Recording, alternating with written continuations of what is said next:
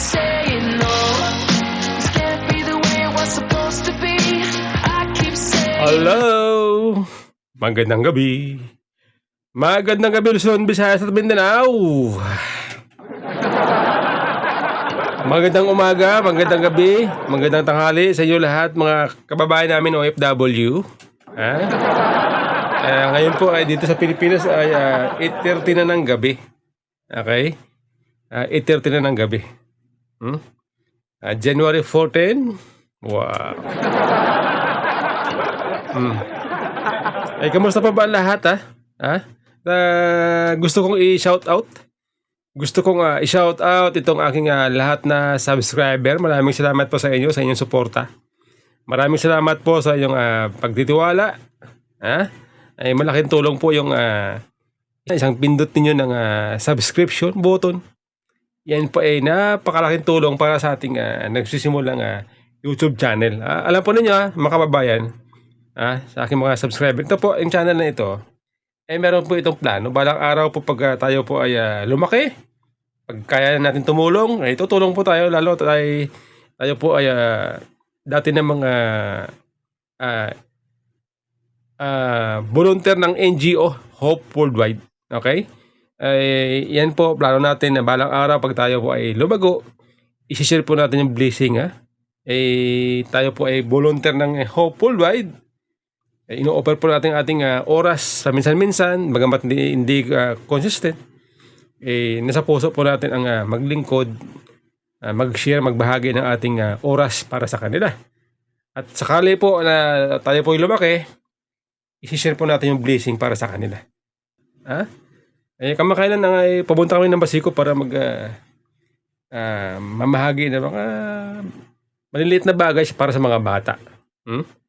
Kaya ito po sana na ito ay pag sakali po lumaki, i-share po natin ang blessing sa kanila. Okay? Maraming salamat po sa inyo, mga kababayan, at maraming salamat sa inyong suporta. Okay? So ito po alam po ninyo, pag-usapan po natin itong isang kababayan natin na parating laman ng balita, para bang nakabuntot palagi sa kanya yung issue. Nakabuntot palagi sa kanya yung mata ng ating mga kababayan. Katulad nito siya daw po ay galit na galit. Siya daw po ay galit na galit dahil niredtag daw po siya ng BJMP at ngayon ay gusto niyang mag-apologize itong BJMP sa kanya. So ito po walang iba kundi itong si Franz Castro. Ito po, mga kababayan, audio lang po ito, pakinggan niyo po. Kong Franz, magandang umaga po. Magandang umaga, Robert. Opo. At sa inyong mga taga-subaybay. Opo, ma'am, nangihingi po kayo ng public apology dito sa umanay red tagging at surveillance memo ng BJMP. Una po, paano nyo natuklasan na may ganito po palang memo? At specific po ba na pangalan ninyo yung pinababantayan kayo mismo? Yes, oo, talagang napaka-malisyoso itong ginawang memo ng BJMP. No, ito nga, binerify ko nga ito kahapon kay Chief Rivera. Wala naman, totoo daw po yung memo. Pero wala naman daw pong nagaganap na sinasabing pagkukolek ko ng mga election fund daw na ganito. So talagang sabi ko, that this is malicious. Sabi ko nga, talaga na, well, inaamin ko naman na talaga na mapupunta ako sa mga BJMP, no? Dinadalaw natin yung mga PDL. Isa kasi sa advocacy ko rin yung kapakanan ng ating mga PDL. At nakita nyo nga kahit sa budget, sinasabi ko yung mga nagiging problema ng ating mga persons with disability, with deprived with liberty. Kaya talagang talagang malisyoso itong memo na ito based sa unreliable red tagger na si dating General Antonio Parlade. No, na talaga namang buong buhay niya na yata talagang nilalaan niya sa red tagging sa mga katulad namin. Kaya talagang sabi ko nga kay General Rivera, kailangan bawiin nila ito dahil nakakapagpahamak din ito sa buhay ng mga PDL na tinutukoy doon sa memo. At ako ano gagawin nila sa akin? Parang ginagawa ba nilang case ni excuse excuse me for using, no, yung kay Senator De Lima, na ganyan din nagsimula eh. Binintangan na nangangalap daw ng mga pondo para sa kanyang election, ano. Eh ngayon natataon na election period ngayon. Tapos may mga ganyang may mga ganyang usapin. Kaya talagang ako ay galit na galit at pinaparetract ko nga itong memo na ito. At dapat ay hindi lumalabas ito at dapat nga mag-public apology ang BJMP. Kong Franz, ano po ang tugon sa inyo ng BJMP? Well, sabi wala pa silang tugon, pero bibigyan ko sila ng ng ilang panahon na para ma-retract ito dahil delikado ito sa buhay ko at sa buhay ng mga PDL. Nagpalabas ng memo at ang sinasabi nyo po ay para bantayan kayo.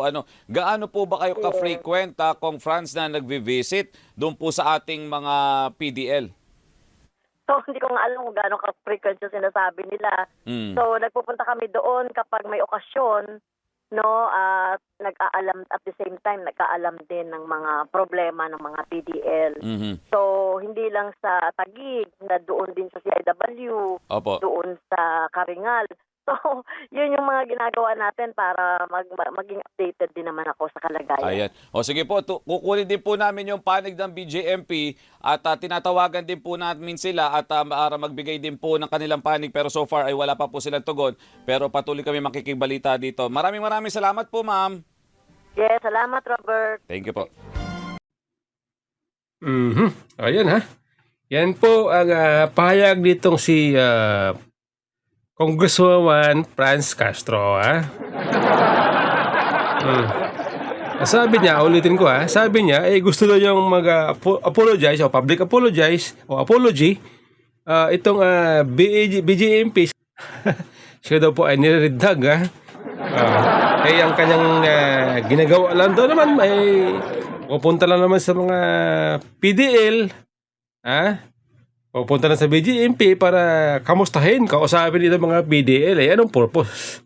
Bakit mo kailangan kausapin ng mga PDL?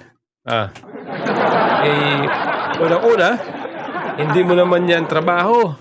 Dahil ikaw ay isang congresswoman. Hindi mo trabaho ang puntahan, kausapin itong mga PDL. Natural, siyempre.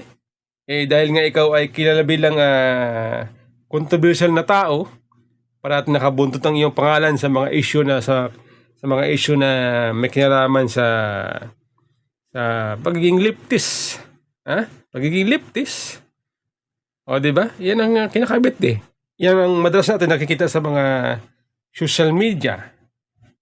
Sinasabi ng ating maraming kababayan na itong mga ito ay leftist. Sa akin palagay, normal lamang na kayo po i-monitor. I-monitor o higpitan kung ano man yan, tawag yun dyan. Ng BJMP. Dapat nga, huwag kayong papasokin dyan sa BJMP. Diba? Alam naman natin na kayo ay controversial na tao. Tapos gusto nyo ngayon mag-public apology itong taga-BJMP. Di ba dapat huwag kayong payagan, dapat nga ganun. Diba? Miss Franz Castro. Dahil una-una, kayo po ay convicted sa child abuse. Natural, pagdududahan kayo ng BJMP. Kumakailan nga, napanood ko sa balita. Magtatay, yung anak niya, gusto lang dalawan ng tatay niya sa kulungan dahil birthday. Pero hindi agad pinapasok ng BJMP dahil may meron yatang proseso na kailangan sundin. Umiyak yung bata birthday. Pinayagan naman kayo lang, tapos na yung birthday. Sabi ng bata, umiyak ang bata. Dahil gusto niyang mayakap ang kanyang tatay. Miss niya ang kanyang tatay. Diba? Anak yun. Kayo kaya, hindi naman kayo kaano-ano ng mga PDL. Ang tanong ko ito, sino bang PDL ang gusto nyo kausapin? PDL ba na dating mga membro ng Rebelde? Ang gusto nyo kausapin sa BJMP. Tayo pa yung nagtatanaw lamang. Ha? Natural. Ako bilang ordinaryong tao, natural siyempre kahit ako magdududa. Kung ano ang purpose ninyo. Baka dahilan nyo mamaya. Baka may dahilan nyo ng itong sinasabi ninyo kayo ay advocacy ninyo. Ha? Ano klaseng advocacy? Ano ang sinusulong ninyo para sa mga PDL? Oh. Ha? Siguro kung mas maganda kung kayo ay mag-share ng Bible dyan, okay yun. Para magkaroon po ng transformation itong ating mga bilanggo. Ngayon, kung hindi naman kayo mag-share ng Bible, ano ang purpose ninyo para kausapin ninyo itong mga PDL? Ano klaseng advocacy meron kayo? Dapat ipaalam nyo sa taong bayan yan. Dapat ipaalam nyo sa amin kung bakit. Baka may dahilan nyo lang itong sinasabi nyo, kayo kasi advocacy nyo eh. Di ba? Advocacy nyo eh. Di ba, Ma'am Franz Castro, kung gusto man Franz Castro. Ito nga si, tinira nyo pa eh, itong si dating retired AFP, General Palyardi. Tinira nyo pa. Di ba? Siguro naman bilang dating membro ng Sandatahang Lakas, hindi nyo maalis ang usaping